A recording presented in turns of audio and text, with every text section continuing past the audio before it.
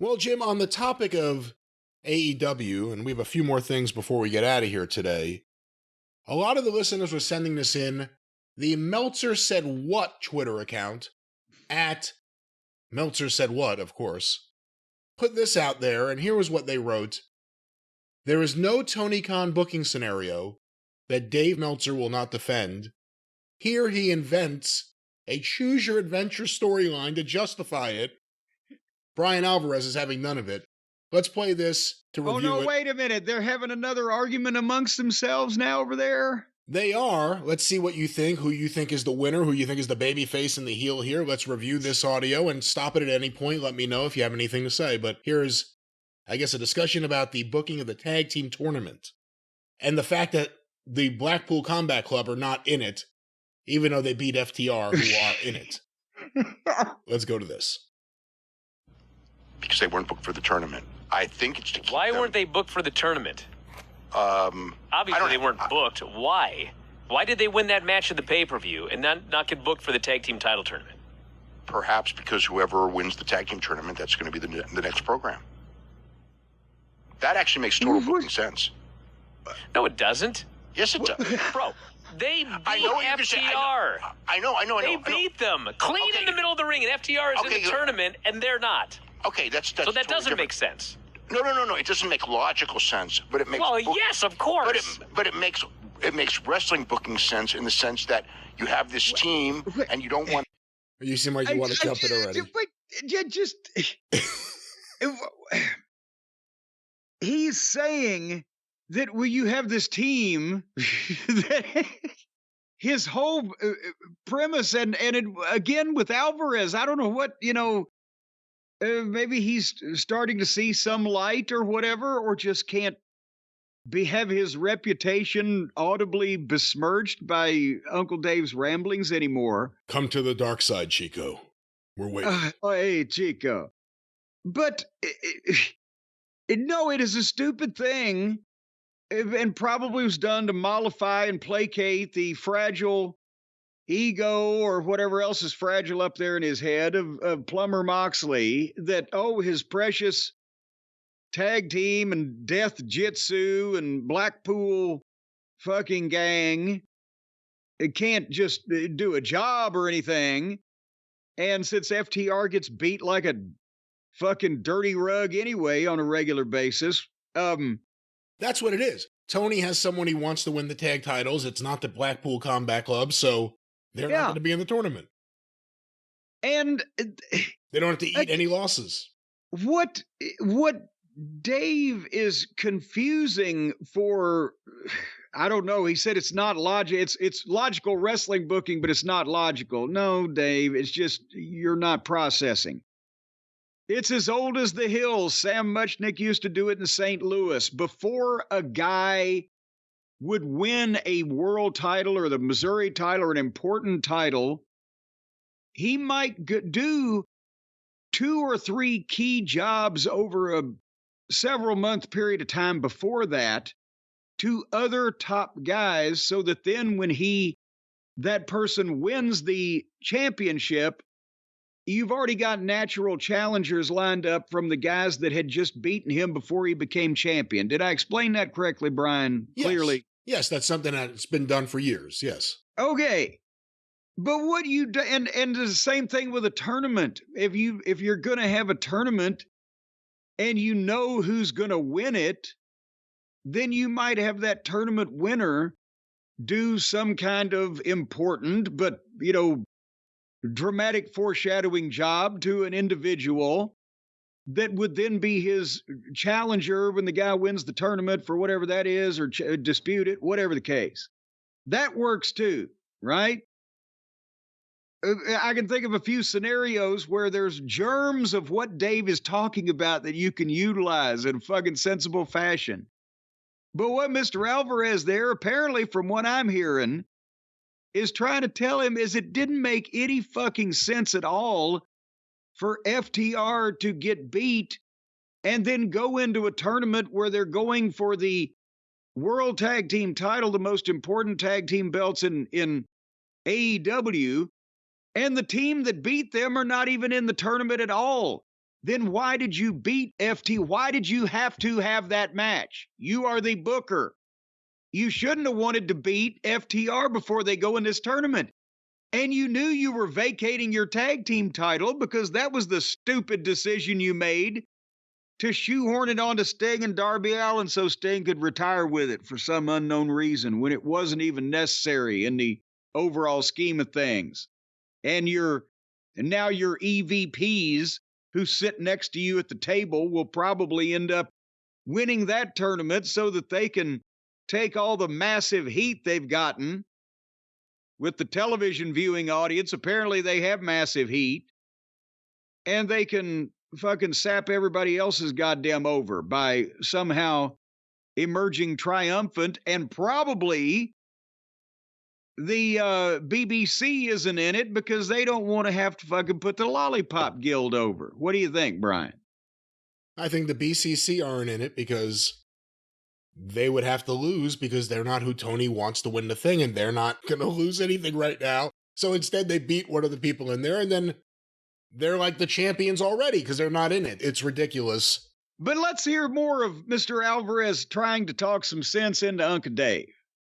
Beat them in the tournament, so therefore you keep them out of the tournament, and then they can go in there. Well, if you wanted to make booking sense, they shouldn't have beaten FTR, who then got into the tournament. No, because it sets them up for the championship match later.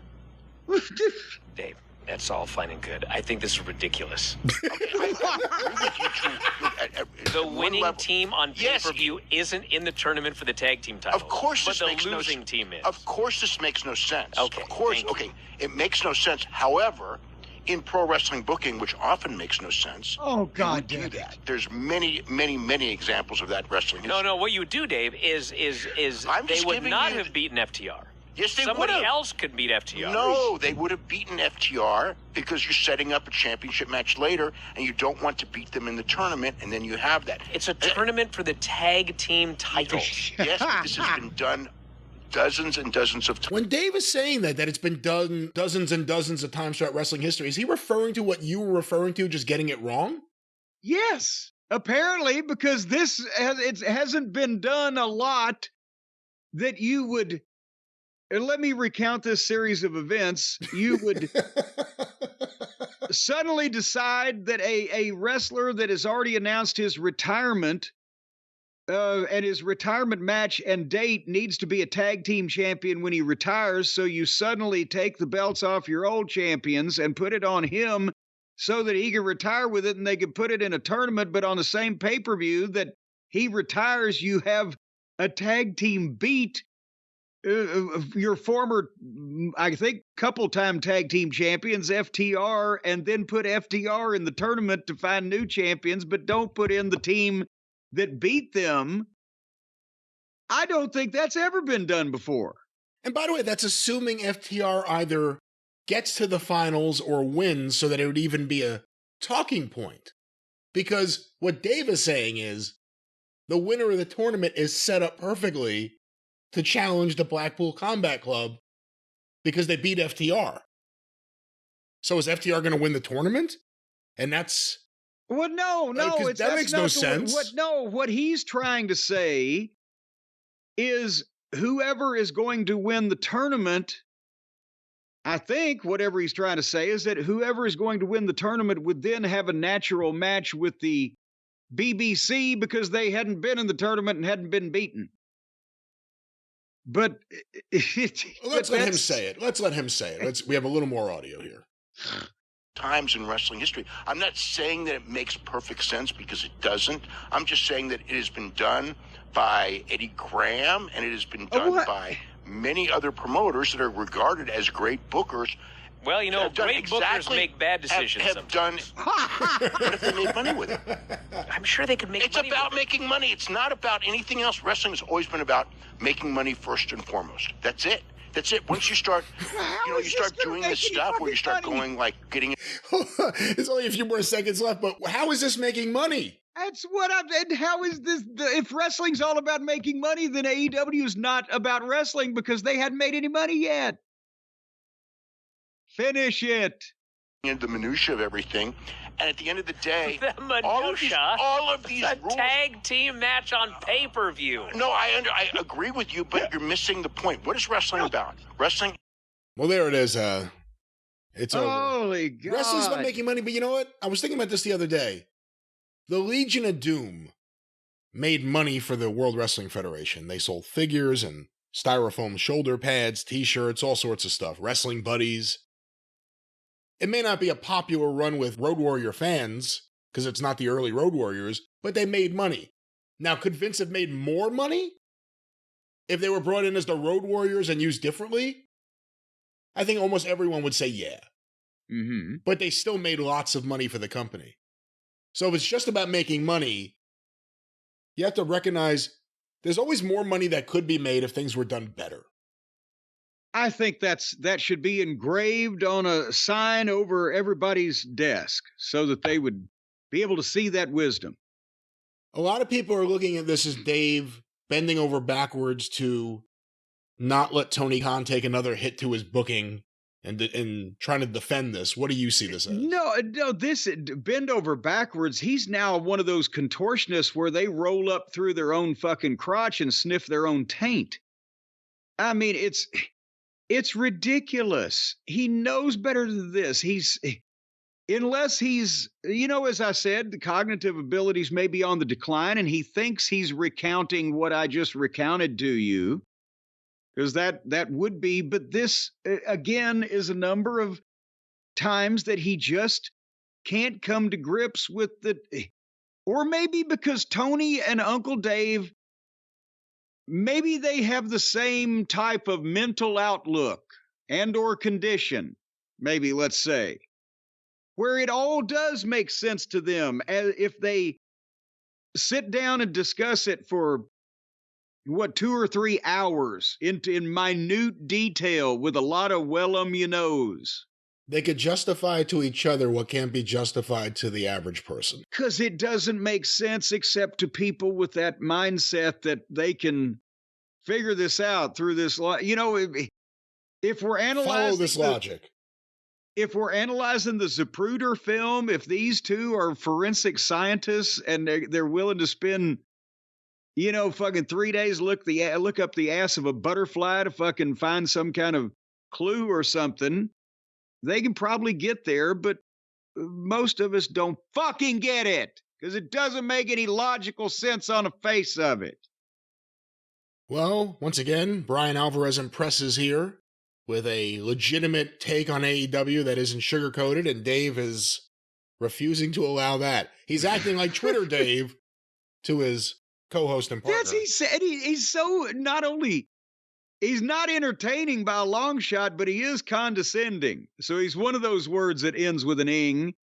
When he's talking about, well, you don't understand. No, we don't understand because it don't make sense, and you're trying to fucking explain it, and you can't articulate your explanation without fucking hemming and hawing. You sound like you're on hee-haw. Well, Jim, let's get a few more AEW things out of the way before we wrap things up. And I have to say, here's a live update. Uh-oh. Earlier in the show, we reviewed Chris Jericho versus Hook. Travis Heckel is listening to that audio right now as he works on one of his genius pieces of art. He wrote to me, Brian, I'm disappointed in you guys. I saw those Hook suplexes on Jericho. I thought you would rip Hook for giving shitty suplexes or Jericho sandbagging him. I was wanting a gym rant. So we've disappointed the people. Well, but no, I mean, I understood what we were dealing with because Jericho is not going to let anybody, Hook or anybody else, give him, high angle German suplexes on the back of his head or the T-bone thing or whatever the fuck. And at the same time, do you think Hook in this showcase where Chris Jericho is offering to put him over, I mean, for whatever we think of it, that's a big deal for a young wrestler, and he's got an opportunity, he's going to treat Jericho like a Fabergé egg. I didn't have a problem with that because that's what I expected from each personality.